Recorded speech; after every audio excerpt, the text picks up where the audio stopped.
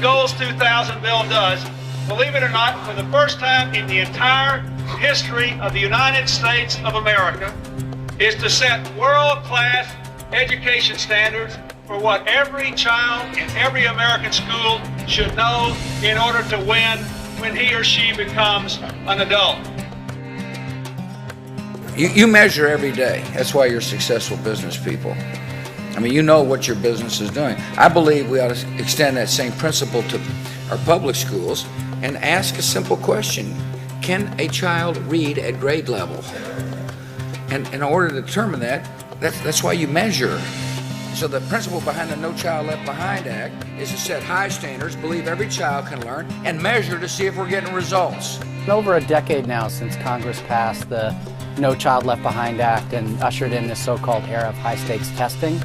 And certainly what I've seen over that time period is that there's been a lot of private discontent, but never enough to generate sufficient public noise that could impact policy.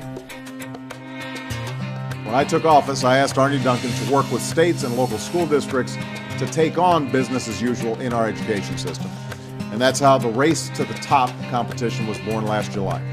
It's a national competition among states to improve our schools. A major new investment, more than $1.3 billion in this year's budget to continue the race to the top.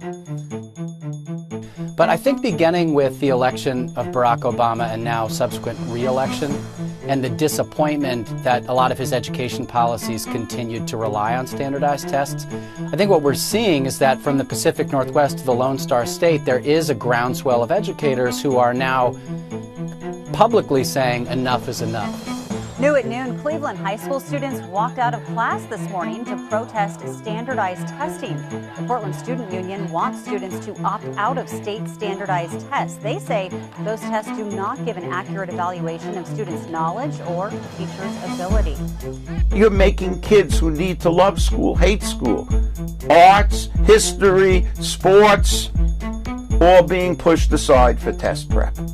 And I said, folks, this is child abuse.